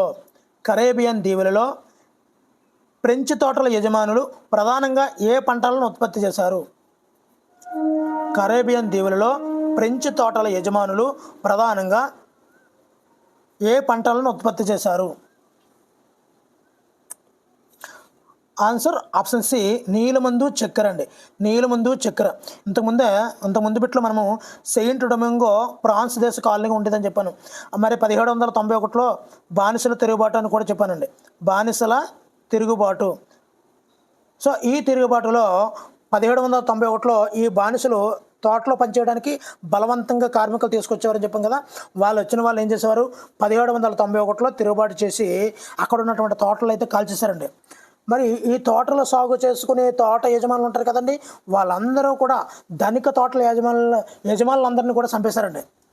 వెంటనే ఈ సెయింట్ డొమింగో ఫ్రాన్స్ దేశ కాలనీగా ఉండేది కదండి, వెంటనే ఈ ఫ్రాన్స్లో బానిసత్వం, తమ వలసలలో బానిసత్వాన్ని 1792లో నిషేధించిందండి. గుర్తుపెట్టుకోవాల్సింది, 1791లో తిరుగుబాటు జరిగింది. 1792లో బానిసల తిరుగుబాటు వల్ల ఈ యొక్క బానిసత్వాన్ని రద్దు చేయబడిందండి. ఎక్కడ? సెయింట్ డొమింగోలో. సెయింట్ డొమింగో ఏ దేశ కాలనీగా ఉండేది? ఫ్రాన్స్ దేశ కాలనీగా ఉండేదండి. ఓకేనండి. మరి 34వదండి, కరేబియన్ దీవులలో ఫ్రెంచ్ తోటలు, ఇది అయిపోయింది కదండి, నీలమందు చక్కెర అండి. మరి 35వది, క్రింది వానిలో ఏది సరైంది కాదు? ఒకసారి ఆపి పాజ్ చేసుకొని ఒకసారి చూడండి, దీనికి ఆన్సర్ చూద్దామండి. మరి సరైంది కాదు ఆన్సర్ ఆప్షన్ డి, శాశ్వత శిస్తు నిర్ణయ విధానం రైతుల అభివృద్ధికి దోహదపడింది. ఏ విధానమైనా రైతులను ముంచేసేదే తప్ప రైతులకి ఇది కాదు, మేలు చేసేది కాదు. చూసేద్దామండి ఒకసారి. దివానీ అధికారం వలన కంపెనీ తన నియంత్రణలోని భూభాగాలపై ముఖ్య ఆర్థిక పరిపాలకుడు అయింది. ఓకే, అది కరెక్టే. మరి కంపెనీ తక్కువ ధరలకు తమ ఉత్పత్తులను అమ్మాలని ఒత్తిడి చేయడం వల్ల చేతి వృత్తుల వారు గ్రామాలను వదిలి వెళ్తుండేవారు. ఇది కూడా సరైందే. మరి 1770లో బెంగాల్లో భయంకరమైన కరువు వచ్చింది. 10 మిలియన్ల మందిని పొట్టన పెట్టుకుంది. ఆల్రెడీ 10 మిలియన్లు అంటే ఎన్ని లక్షలు కామెంట్ చేశారు? చేయండి, ఇంకా చేయకపోతే చేయండి. నెక్స్ట్, కరేబియన్ దీవులలో 1790లలో నీలమందు తోటల పతనానికి కారణమైన సంఘటన ఏమిటి? కరేబియన్ దీవులలో 1790లో నీలమందు తోటల పతనానికి కారణమైనటువంటి సంఘటన ఏది? ఆన్సర్ ఆప్షన్ డి, ఫ్రాన్స్ వలసలలో బానిసత్వము నిషేధించడం అండి. బానిసత్వం ఎప్పుడు నిషేధించబడింది? 1792లో. అప్పటికే ఊపందేసుకుంది అనమాట. ఓకేనండి. సో బానిసత్వానికి, తోటల సాగుకి ఎన్నట్లు లింక్ పెట్టుకోవాలి. అలాగే సెయింట్ డొమింగో ఇవన్నీ కూడా ఒక సర్కిల్ రూపంలో వచ్చేయాలండి. సెయింట్ డొమింగో ఫ్రాన్స్లో ఈ యొక్క తోటల సాగు తిరుగుబాటుదారులు ఎప్పుడు వచ్చారు? 1791లో తిరుగుబాటు జరిగింది. భూ యజమానులను కాల్చి చంపేశారు. 1792లో ఈ యొక్క బానిసత్వాన్ని రద్దు చేశారు. ఈ విధంగా మనం సర్కిల్లో ఒక మ్యాప్ వేసుకుంటే చాలా ఈజీ అయిపోతుందండి. ఒకసారి చూసుకుంటే చాలన్నమాట. నీలమందు గురించి మొత్తం అయిపోద్ది అనమాట రౌండ్. అది రఫ్ అంటేనే. మరి 37 చూద్దామండి. 18వ శతాబ్దం చివరి నాటికి ప్రపంచ నీలమందు మార్కెట్లో ఆధిపత్యం చలాయించింది ఎవరు? చెప్పాలి స్పీడ్గా అండి. మీరు చివరి స్టేజ్కి వచ్చి ఇంకా బిట్టు ఏరుతున్నారంటే మీరు ఎక్కడున్నారు చూడండి స్పీడ్గా. మీకు తోడుగా ఏఆర్ స్టూడెంట్ కార్నర్ ఖచ్చితంగా తోడుంటుందండి. చివరి వరకు పోరాడుతూ ఉంటాను. వీలైనంత వరకు మరి నేను చేసే వీడియోలు ఎన్ని గంటలు చేస్తాను తెలుసండి? మార్నింగ్ 4 o'clock, రాత్రి 10 గంటలకి. ఈ 2 టైంలో చేస్తున్నానండి. అంటే మీ గురించి చేయాలి అనే కృషితో తపంతో ఇలా 100, 80, 90 బిట్లు ఇంత గంట సేపు ఉన్నాయి. ఇంత ఫ్రీ కంటెంట్తో మీరు ఎక్కడ చూసుంటారు. 20, 30లో చేస్తుంటారు, కానీ ఇంత ఫ్రీ కంటెంట్, ఇంత ఎక్కువగా, ఇంత అన్లార్జింగ్ కంటెంట్ మాత్రం మీకు ఎక్కడ చూడరు. ఒక యాప్లో చూస్తుంటారు. నాకు యాప్ లేకుండా చాలామంది అన్ని వదిలేసుకొని నిరుపేదలు అందరూ కూడా మన యూట్యూబర్స్లో, మన యొక్క సబ్స్క్రైబర్స్, వ్యూవర్స్లో అందరూ అలాంటి ఉంటారండి. ఇప్పటివరకు 6 సంవత్సరాల కాలంలో ఎన్నో డబ్బులు కోల్పోయి ఉంటారు ఈ కోచింగ్లు కానీ దీనికని. కానీ లాభాపేక్ష లేకుండా ఇవ్వాలి అనేది మన ఛానల్ యొక్క నిబద్ధత. చాలామంది అడిగారు, మా యాప్లో పనిచేయండి, మాకు పంపించండి, మాకు మెటీరియల్ ఇవ్వండి అని. No chance. నా దగ్గర ఎప్పటికప్పుడు చాలా టెక్నాలజీ వాడతాను. 3, 4 ఉన్నారు మన దగ్గర చేయడానికి. కానీ మనం ఏంటంటే ఎంత చేసినా వాళ్ళు లాభాపేక్ష లేకుండానే మనకు చేస్తారు. మనం ఆ విధంగానే చేస్తామండి. ఆన్సర్ ఆప్షన్ ఏ, బెంగాల్ నీలమందు. ప్రపంచ మార్కెట్లో ఆధిపత్యం చెలాయించింది మాత్రం ఖచ్చితంగా బెంగాల్ నీలమందు. అసలు బెంగాల్ అంటే ఏంటో ఆల్రెడీ ఇందాక చెప్పాను, గుర్తుంటే కామెంట్ చేసేయండి, మళ్ళీ చూద్దాం. బెంగాల్ అంటే ఏమిటి? బాలే 2 ఉంటాయి, ఓ 1 ఉంటుందండి. ఈ బెంగాల్లో బాల్ 2 ఉంటాయి, ఓలో 1 ఉంటుందండి. ఓ బేబీ బెంగాల్ అంటే. ఓ ఒరిస్సా, బెంగాల్, బీహార్, ఓ బేబీ. ఓకే. 38 తోటల యజమాని నేరుగా తమ ఆధీనంలోని భూమిలో నీలుమందు సాగు చేసే విధానం ఏమంటారు? గుర్తుపెట్టుకోండి, తోటల యజమాని నేరుగా తనకు తానుగా తమ ఆధీనంలోని భూమిలో నీలుమందు సాగు చేసే విధానం ఏది? చాలా చాలా ఇంపార్టెంట్ అండి. ఆన్సర్ ఆప్షన్ బి, నిజ్ అంటామండి దీన్నే, నిజ్. మరి ఈ నిజ్ గురించి చాలా బిట్లు ఉన్నాయి, మరి ఎక్స్ప్లెనేషన్ వద్దు, వరుసగా వెళ్తాయి, కంగారు ఏం లేదండి. మరి భారతదేశంలో నీలుమందు సాగులో నిజ్ విధానం యొక్క వాటా ఎంత? నిజ్ విధానంలో వాటా ఎంత? ఆన్సర్ ఆప్షన్ ఏ, 25% అండి. ఆన్సర్ ఆప్షన్ ఏ, 25%. మరి ఈ నిజ్ కాకుండా, నిజ్ అంటే రైతు తనకు తానుగా తన తోటల యజమాని నేరుగా తన భూమిలో తను వేసుకోవడం అండి. కానీ ఇంకొకటి కూడా ఉందండి, రైతీ అంటామండి దాన్ని. రైతీ అంటే తోటల యజమానులు బలవంతంగా కౌలు రైతులతో సాగు చేయించేవారు. దేన్ని? ఈ నీలుమందునండి. అంటే తోటల యజమాని చెయ్యడు, కౌలు రైతులు పెట్టుకుంటాడు. ఆ కౌలు రైతులు నేను చెయ్యను, నీలుమందు వల్ల చాలా సైడ్ ఎఫెక్ట్లు ఉంటాయి, ఆరోగ్యం పడైపోద్దండి. సో నేను చెయ్యను అన్నప్పటికీ కూడా ఆ కౌలు రైతులతో సాగు చేయించేవారండి. సో ఇది రైతీ విధానం అండి. నిజ్జు, రైతీ ఈ 2 ఉంటాయండి. మరి ఈ నిజ్ విధానంలో 25% అండి. ఓకేనండి. ఇదిగోండి, ఎలా అన్నాను అలా వచ్చేసింది. మరి రఫ్ అంటే అలాగే ఉంటుందండి. మరి రైతులు తోటల యజమానుల నుండి రుణాలను పొంది నీలుమందును సాగు చేసే విధానమే ఇక్కడ యజమాని చేస్తున్నాడా లేదా రైతు చేస్తున్నాడా, ఎలా చేస్తున్నాడు అన్నది మన కాన్సెప్ట్. గుర్తుపెట్టుకోండి, నిజ్జా, రైతీయా? ఆన్సర్ ఆప్షన్ బి, రైతీ అండి, రైతీ. మరి బేగా అంటే ఏమిటి? బేగా అనగా ఏమి? మరి బెగా అంటే భూమి కొలత ప్రమాణాన్నే బిగా. భూమి కొలత ప్రమాణమే బిగా. మరి ఈ బ్రిటిష్ పాలనకు ముందు ఈ ప్రాంతం భూమి కొలత యొక్క పరిమాణం మారుతూ ఉండేదండి. అంటే బిగా అంటే బ్రిటిష్ వారు ఏం చెప్పారంటే, ఈ బిగా అంటే ఎకరంలో 3వ వంతు. ఎకరంలో 3వ వంతే బిగా. ఎకరంలో 3వ వంతే బిగా. ఓకేనండి. భూమి కొలత ప్రమాణమే బిగా, ఎకరంలో 3వ వంతే బిగా. నెక్స్ట్ 42 మరి నీలిమందు తయారీలో ద్రవం నీలి రంగులోకి మారిన తర్వాత కలుపునది ఏది? నీలి రంగులోకి మారిపోయిన తర్వాత ఏం కలుపుతారు? చెప్పాలండి, చాలా స్పీడ్గా ఉండాలి. రఫ్ఫలు ఆడించేద్దాం. మొత్తం టెక్స్ట్ బుక్ మొత్తం, మరి జాగ్రఫీ, హిస్టరీ మొత్తం అన్నీ లేపేద్దామండి, అందులో నో డౌట్. మరి ద్రవం నీలి రంగులోకి మారిన తర్వాత సున్నాన్ని కలపాలి. ఓకేనండి. నెక్స్ట్ చూద్దామండి 43. మరి బెంగాల్లో నీలిమందు రైతుల తిరుగుబాటు జరిగిన సంవత్సరం. బెంగాల్లో నీలిమందు రైతుల తిరుగుబాటు జరిగిన సంవత్సరం చాలా చాలా ఇంపార్టెంట్ అండి. చెప్పాలి. Answer option C, 1859. అంటే సిపాయిల తిరుగుబాటు జరిగిన 2 సంవత్సరాలకి ఈ బెంగాల్లో నీలమందు రైతుల తిరుగుబాటు అయితే జరిగిందండి. అలా తిరుగుబాట్లు జరుపుకుంటూ మన భారతదేశాన్ని అలాగా దాడి చేస్తూనే ఉన్నారండి. నెక్స్ట్ 44వది, నీలమందు నాటవలసిన అవసరం లేదని ప్రకటించినటువంటి ఇంగ్లాండ్ పాలకురాలు ఎవరు? నాటవలసిన అవసరం లేదు అని చెప్పింది ఎవరు? చెప్పాలి. ఆన్సర్ ఆప్షన్ బి విక్టోరియా రాణి అండి. విక్టోరియా రాణి. మరి 45దండి, 1917లో చంపారణ్లో నీలమందు రైతుల పోరాటానికి నాయకత్వం వహించింది ఎవరు? నీలమందు రైతుల పోరాటానికి నాయకత్వం వహించింది 1917 చంపారణ్లో అండి. మనకి ఇది బాగా తెలుసు, కొట్టినపిండి చంపారణ్ నీలమందు రైతుల పోరాటానికి నాయకత్వం వహించింది. Answer option D Mahatma Gandhi అండి. మహాత్మా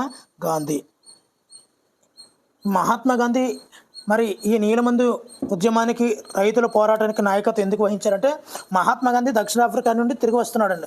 వచ్చేటప్పుడు చంపారణ్ను సందర్శించి అక్కడే నీలమందు రైతుల యొక్క దుస్తులు చూడమని బీహార్కు చెందినటువంటి ఒక రైతు ఒప్పించాడండి. అప్పుడు 1917లో చంపారణ్ వెళ్ళాడండి మహాత్మా గాంధీ. వెళ్ళి అక్కడ నీలమందు యొక్క రైతుల పోరాటానికి నాయకత్వం వహించాడండి అప్పుడండి. ఓకేనండి.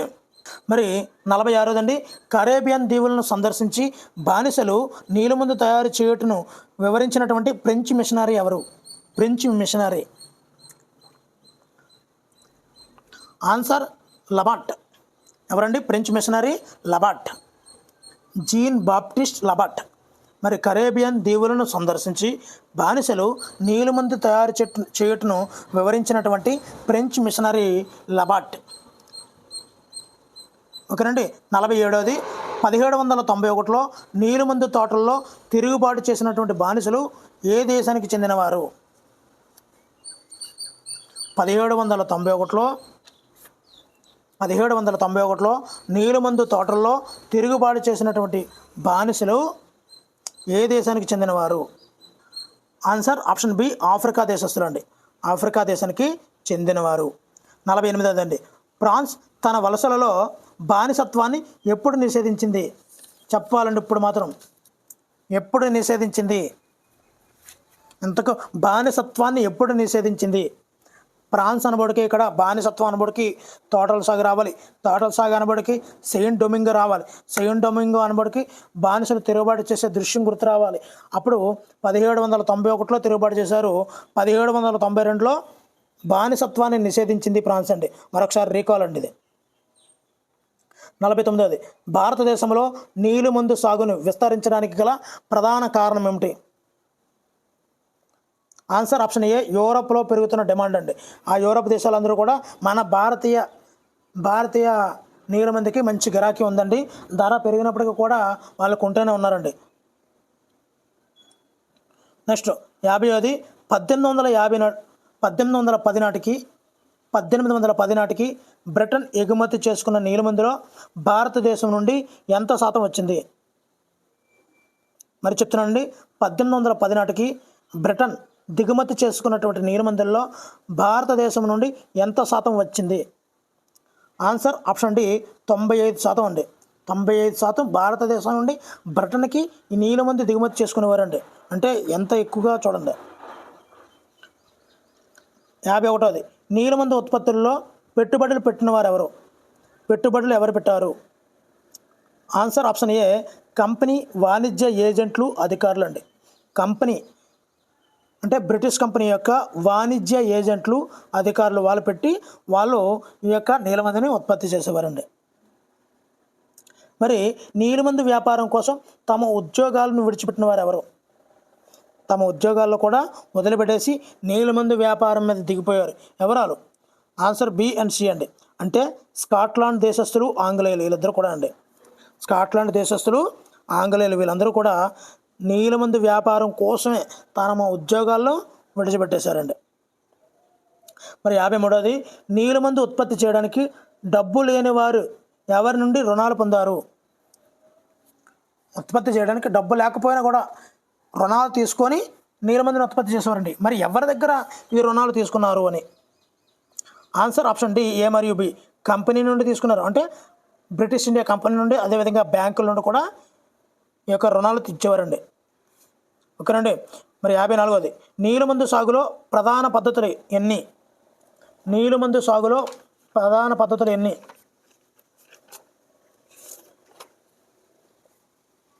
చెప్పాలి, స్పీడ్గా ఉండాలి, రఫ్గా ఉండాలి. ఆన్సర్ ఆప్షన్ బి 2 పద్ధతులు అండి. 2 పద్ధతులు. అవన్నీ కూడా చూసేద్దామండి, కంగారు ఏం లేదు, ప్రతి బిట్టు అమర్చినట్టు ఉంటుంది. మరి 55వది, నిజ్జు సాగు విధానంలో నీలమందును ఎవరు ఉత్పత్తి చేస్తారు? ఇంతకుముందే చెప్పానండి, నిజ్జు రైతీ అనే 2 విధానాలు చెప్పుకున్నాము. నిజ్జు సాగులో ఎవరు చేస్తారు? ఆన్సర్ ఆప్షన్ బి తోటల యజమాని అండి. తోటల యజమాని. మరలా మీరు బుక్ చూసే పని లేదు, అది నా యొక్క ఇది. అదే రఫా ర్యాపిడ్ రివిజన్ యొక్క తక్షణకు అర్థం. రైతీ విధానంలో, ఇక్కడ విధానం పేరు గుర్తుంచుకోండి. రైతీ విధానంలో నీలమందును ఎవరు సాగు చేయించేవారు? చేసేవారు కాదు, చేయించేవారు. ఎవరు సాగు చేయించేవారు అంటే ఏ తోటల యజమానులు అండి. తోటల యజమానులు. మరి 57వది, నిజ్జు సాగులో భూమి సమస్య ఏమిటి? నిజ్జు సాగులో భూమి సమస్య ఏమిటి? ఆన్సర్ ఆప్షన్ డి పైవన్నీ అండి. అంటే నిజ్జు సాగులో భూమి యొక్క సమస్య ఏంటంటే సారవంతమైన భూములు లేకపోవడం ఒకటి, భూమిని కొనడం లేదా కౌలుకి తీసుకోవడం అనేది కష్టమైన పని, చిన్న కమాతాలు మాత్రమే సేకరించగలడం, ఇవన్నీ నిజ్జు సాగులో భూమి యొక్క సమస్య అండి. 58వది, నీలమందు సాగుకు ఎలాంటి భూములు అవసరం? నీలమందు సాగుకు ఎలాంటి భూములు అవసరం? ఆన్సర్ ఆప్షన్ బి సారవంతమైనటువంటి భూములు అవసరం అండి. 59వది, నిజ్జు సాగులో శ్రామికుల కొరత ఎందుకు ఏర్పడింది? నిజ్జు సాగులో శ్రామికుల కొరత ఎందుకు ఏర్పడింది? ఆన్సర్ ఆప్షన్ బి వరి సాగులో రైతులు తీరిక లేకుండా ఉండడం వల్ల. వరి సాగులో రైతులు తీరిక లేకుండా ఉండడం వల్ల నిజ్ అంటే యజమానులు తనకు తానుగా తన భూమిలో పండించుకునేదే నిజ్. దీనిలో శ్రామికుల కొరత ఏర్పడింది. 60వది, నిజ్జు సాగుకు నాగళ్ళు మరియు ఎద్దుల కొరత ఎందుకు ఏర్పడింది? నిజ్జు సాగులో నాగళ్ళు, ఎద్దుల కొరత. ఆన్సర్ ఆప్షన్ డి పైవని అండి. అంటే పెద్ద సంఖ్యలో నాగళ్ళు, ఎద్దులు అవసరం కావడము, వాటిని కొనడం మరియు నిర్వహించడం అనేది ఖర్చుతో కూడింది కావడం, రైతుల నాగళ్ళు వరి పొలాల్లో తీరిక లేకుండా ఉండడం, అందువల్ల ఎద్దుల కొరత, నాగళ్ళ కొరత అనేది ఉండేదండి. మరి 61వది, 19వ శతాబ్దం చివరి వరకు తోటల యజమానులు ఏ విధానాన్ని విస్తరించడానికి ఇష్టపడలేదు? తోటల యజమానులు ఏ విధానాన్ని విస్తరించడానికి ఇష్టపడలేదు 19వ శతాబ్దం చివరి వరకునండి. ఇక్కడ నిజ్జ రైతీ అండి. ఆన్సర్ ఆప్షన్ ఏ నిజ్. ఈ నిజ్జు సాగును విస్తరించడానికి ఇష్టపడలేదు. ఇందు గురించి సారవంతమైన భూమిలో వేస్తే నిస్సారవంతంగా ఆ భూములు తయారైపోతాయి, ఈ నీలమందు వేసిన తర్వాత ఏ పంట పండించడానికి వీలు లేకుండా పోతుంది అని చెప్పి 19వ శతాబ్దం చివరి వరకు కూడా ఎంతో తోటల యజమానులు చాలా ఇష్టపడలేదండి అస్సలు విస్తరించడానికి. ఇందు గురించి సారవంతమైనటువంటి భూములు కావాలి. ఆ భూములు ఒకసారి నల్లమందు వేసిన తర్వాత ఆ భూమిలో మరి పెద్దగా ఇతర పంటలు వేసినా కూడా దిగుబడి అస్సలు రాదండి. అందువల్ల మరి రైతీ విధానంలో రైతులను దేనిపై సంతకం చేయమని బలవంతం చేసేవారు? రైతీ విధానంలో రైతులను దేనిపై సంతకం చేయమని బలవంతం చేసేవారు? ఆన్సర్ ఒప్పందం పత్రం మీద అండి. మీరు తప్పనిసరిగా చేయాల్సిందే, నేను చేయను అంటే కుదరదు. కార్మికులైనా శ్రామికులైనా ఒప్పందం పత్రం మీద ఈ యొక్క రైతు విధానంలో నీలమందును సాగు చేయాలని ఒప్పంద పత్రం మీద సంతకం చేయించుకొని వాళ్ళ దగ్గర డబ్బులు పెట్టుకునేవారు కదా, మరి డబ్బుకి ఇచ్చి వాళ్ళు నీలమందు సాగు చేయడం కోసం మీరు చేయండి అని చెప్పి వాళ్ళకి కొద్ది డబ్బులు 10,000 20,000 అలా డబ్బులు మొట్టబెట్టి వాళ్ళ చేత ఒప్పందం రాయించుకునేవారు. ఎన్ని సంవత్సరాలు నేను సాగు చేస్తాను, ఇది ఈ డబ్బుల కోసం నేను చేస్తున్నాను అని వాళ్ళ ఒప్పంద పత్రాన్ని రాయించుకునేవారు అనమాట. మరి రైతు విధానంలో రైతులు దేనిని ఉత్పత్తి చేయడానికి రుణాలు పొందేవారు? ఇదేనండి ఆన్సర్ ఆప్షన్ బి నీలమందు ఉత్పత్తి చేయడానికి రుణాలను పొందేవారండి. మరి ఈ రైతు విధానంలో రైతులు తమ భూ విస్తీర్ణంలో కనీసం ఎంత శాతం నీలమందును సాగు చేయవలసి ఉంది అంటే మొత్తం భూభాగాలు ఇంత పర్సంటేజ్ ఖచ్చితంగా చేయాలి అనే ఒక నిబంధన పెట్టడం వల్ల రైతులు తమ భూ విస్తీర్ణంలో కనీసం ఎంత శాతాన్ని నీళ్ళ మందు సాగు చేయాలి. ఆన్సర్ ఆప్షన్ సి పావు వాటర్ అండి. అంటే 25%. కనీసం 1 ఎకరం ఉంటే పావు ఎకరం, అలాగే 10 ఎకరాలు ఉంటే 2.5 ఎకరాలు ఖచ్చితంగా ఈ యొక్క నీళ్ళ మందుని ఖచ్చితంగా సాగు చేయాల్సిందేనండి. మరి రైతు విధానంలో విత్తనాలు మరియు శిక్షణ ఎవరు అందించేవారు? మరి విత్తనాలు ఉండాలి రైతు విధానంలో. ఈ నల్ల మందుకు సంబంధించినటువంటి విత్తనాలు ఉండాలి, వాటిని ఎలా పెంచాలో కూడా శిక్షణ కూడా ఉండాలి. మరి ఆ రెండింటిని కూడా ఎవరు అందించేవారు? ఆన్సర్ ఆప్షన్ ఏ తోటల యజమానులు అండి. అతనే కదా హెడ్. రైతు విధానంలో కార్మికులుగా కూలీలు వెళ్తారు, రైతులు తోటల యజమానులు హెడ్లు. వాళ్ళే ఈ యొక్క విత్తనాలు అందించేవారు, శిక్షణ కూడా ఇచ్చేవారండి. మరి 66ది రైతు విధానంలో పంటను కోసిన తర్వాత రైతుకి ఏమి ఇచ్చేవారు? ఆన్సర్ ఎక్కువ భూమి ఇచ్చేవారా, బహుమతులు ఇచ్చేవారా? ఏం కాదండి, కొత్త రుణాన్ని ఇచ్చేవారు. కొత్త రుణం కోసం పాత రుణం కోసం పనిచేసేవారు, కొత్త రుణం తీసుకుని మళ్ళీ పని చేయాలన్నమాట. కొత్త రుణం ఇచ్చేవారు అనమాట. బాగుంది కదండి. మరి అలాగే ఉంటుంది. మరి 67దండి రైతులు ఉత్పత్తి చేసినటువంటి నీళ్ళ మందుకు పొందిన ధర ఎలా ఉండేది? ఆన్సర్ తక్కువగా ఉండేదండి. మరి రైతులు కదా, రైతులు ఏది పండించినా తక్కువ రేటుకి వెళ్ళాలి. అదే తోట యజమానులు పండిస్తే ఆ దానికి రేట్ ఎక్కువ. అదే రైతులు ఉత్పత్తి చేసినటువంటి నీళ్ళ మందుకు ధర ఎలా ఉండేది? తక్కువ ఉండేదండి. మరి తోటల యజమానులు రైతులను ఏ నేలల్లో నీళ్ళ మందు సాగు చేయమని బలవంతం చేశారు?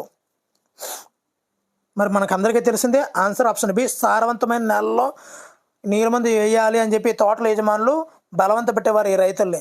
రైతుల సస్యమేర 19వ శతాబ్దం చివరి వరకు కూడా ఒప్పుకునేవారు కాదండి. నెక్స్ట్ 69ది నీళ్ళ మందు మొక్కలు నేలను ఎలా చేస్తాయి? ఆల్రెడీ చెప్పానండి. ఆన్సర్ ఆప్షన్ బి నిస్సారం చేస్తాయి, సారం లేకుండా చేసేస్తాయండి. మరి 70ది నీళ్ళ మందు పంట పండిన తర్వాత ఆ భూమి దేనికి పనికిరాదు? ఆన్సర్ ఆప్షన్ డి దేనికి పనికిరాదండి. అంటే ముఖ్యంగా వరి సాగు. అంటే వరికి ఎక్కువ వాటర్ అవసరము, వరికి ఎక్కువ వాటర్ అయితే అవసరం అండి. కింద వాటర్కి వాటర్ తక్కువ ఉండాలి. సో వాటర్ ఎక్కువ ఏదైతే అవసరం ఉంటుందో ఆ భూమిలో నీళ్ళ మందు వేస్తే అది పనిచేయదు అనమాట. అంటే వరి. అందుకే వరికి నీళ్ళ మందుకి తగ్గ ఫర్ అయ్యేది అనమాట. మరి నీళ్ళ మందు కర్మాగారంలో కార్మికులను తెడ్డులతో కొట్టేవారిని ఏమని పిలుస్తారు? Answer option C beater. Beat చేస్తారు కదా, కొట్టడం అంటే బీటర్స్. నీళ్ళ మందు కర్మాగారంలో కార్మికులను తెడ్డులతో కొట్టేవారిని బీటర్స్ అంటారండి. బీటేసేవారు కాదండి బీటర్స్ అంటే, కొట్టేవారిని బీటర్స్ అండి. మరి రఫ్ అంటే ఆ మాత్రం కామెడీ ఉండాలండి. మరి 1859 మార్చిలో బెంగాల్లో నీళ్ళ మందు పండించడం ఎక్కడండి? 1859 మార్చి బెంగాల్లో నీళ్ళ మందు పండించటకు ఎంతమంది రైతులు తిరస్కరించారు? క్లారిటీగా అడుగుతారండి. బెంగాల్లో ఒక ఉద్యమం జరిగింది అని చెప్పుకున్నాం కదా 1859లో. ఆన్సర్ వేల మంది అండి. వేల మంది రైతులు తిరస్కరించారు. ఎప్పుడు? 1859 మార్చ్. అంటే సిపాయిలు తిరుగుబాటు తర్వాత 2 సంవత్సరాలకి ఈ తిరుగుబాటు జరిగింది. అప్పుడే చెప్పాను, మనల్ని ఊరికనే ఉన్నారు, అలా తిరుగుబాటు చేయిస్తానే ఉన్నారు, మన అభివృద్ధి చెందడం లేదు అని. 73ది తిరుగుబాటు చేసిన రైతులు తోటల యజమానులకు ఏమి చెల్లించడానికి నిరాకరించారు? ఏం తీసుకున్నారు? కౌలు తీసుకున్నారు కదా, కౌలు చెల్లించడానికి అంటే డబ్బులు కౌలు చెల్లించడానికి ఇష్టపడేవారు కాదనమాట. మరి తిరుగుబాటులో రైతులు నీళ్ళ మందు కర్మాగారాలపై దేనితో దాడి చేశారు? అబ్బో ఇది చాలా కథ ఉందండి. మరి అబ్బాయిలు ఒకలా దాడి చేశారు, అమ్మాయిలు ఒకలా దాడి చేశారండి. మరి అదంతా చెప్పుకుంటే పెద్ద ఇదే అయిపోద్ది. కత్తులు, ఈటలు. లేడీస్ అయితే కుండలు, పెనాలు. అబ్బాయిలు అయితే విల్లంబులు, కత్తులు, ఈటలు అండి. లేడీస్ అయితే కుండలు, పెనాలు. ఇవన్నిటితో కూడా రైతులు దాడి చేశారండి. మరి 75 చూద్దామండి. తోటల యజమానుల కొరకు పనిచేసే వారిని రైతులు ఏమి చేశారంటే సామాజికంగా బహిష్కరించారండి. సమాజంలో ఉండకుండా దూరంగా పెట్టేశారండి. మరి వసూలుకై వచ్చిన గుమస్తాలను ఎవరు కుట్టారు? కౌలు వసూలుకై వచ్చిన గుమస్తాలను ఎవరు కుట్టారు? ఆన్సర్ రైతులు కొట్టేసేవారండి. నా దగ్గర కౌలు కోసం వస్తావని చెప్పి ఆ రైతుల గుమస్తాలను కొట్టేసేవారండి. ఇది చాలా ఇంపార్టెంట్ అండి. లఠియాలు అంటే ఏమిటి? లఠియాలు అంటే ఎవరు? లఠియాలు చెప్పాలి స్పీడ్గా. ఆన్సర్ తోటల యజమానుల చేత పోషింపబడే లాఠీలు ధరించిన బలమైన వ్యక్తులు అంటే బాడీగార్డ్స్ అండి. బాడీగార్డ్స్ హీరోలకు ఉంటారు కదా, అక్కడ తోటల యజమానుల చేత కొంతమంది బాడీగార్డ్స్ పెద్ద బలమైన వ్యక్తులు వాళ్ళ చేతుల్లో లాఠీలు ఉంటాయి, వాళ్ళని పోషించేవారు ఈ తోటల యజమానులు. ఎందు గురించని? రైతులు ఎక్కడైతే నేను 4 మందిని పండించాను అంటే వాడిని చెతగొట్టి మళ్ళీ ఆ పని చేయించేవారు అనమాట. వాళ్ళని లాఠీలు ఉంటాయి కాబట్టి లఠియాలు. లాఠీలు చేతిలో పెట్టుకున్న బలమైన వ్యక్తులు కాబట్టి లఠియాలు. నెక్స్ట్ 78ది.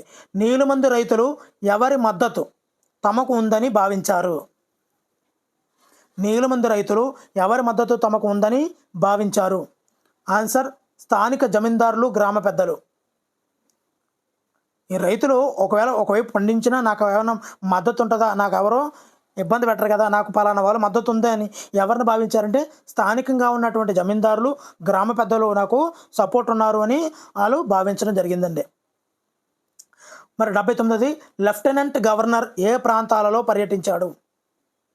Lieutenant governor. ఆన్సర్ నీలుమందు సాగు చేసే ప్రాంతాలలో ఈ లెఫ్టినెంట్ గవర్నర్ పర్యటించి చెక్ చేసుకోవడం జరిగిందండి. 85. నీలుమందు ఒప్పందాలను అంగీకరించని రైతులను బలవంతం చేయరాదని ఎవరు ప్రకటించారు? చాలా ఇంపార్టెంట్ అండి ఇది. నీలుమందు ఒప్పందాలను అంగీకరించని రైతులను బలవంతం చేయరాదు అని ఎవరు ప్రకటించారు? ఆన్సర్ యాస్లే. నీలుమందు ఒప్పందాన్ని తిరస్కరించిన వాళ్ళని వదిలేయండి, అవసరం లేదు అని చెప్పింది ఎవరు? యాస్లే గారు అవసరం లేదు, ఇప్పటికే ఎక్కువ 90% మేము తీసుకెళ్ళిపోతున్నాం కాబట్టి ఇంకా అవసరం లేదు, బలవంతం చేయొద్దు అని చెప్పేసాడు అనమాట. ఇదండి మరి 80 బిట్లతో మీ ముందుకు వచ్చాము. మరి వీడియోలో ఉన్న బిట్లు నచ్చితే తప్పనిసరిగా లైక్ చేయండి. ఇలాంటి మరిన్ని వీడియోల కోసం ఛానల్లో సబ్స్క్రైబ్ చేసుకోండి. Thank you for watching. Me Hari signing out.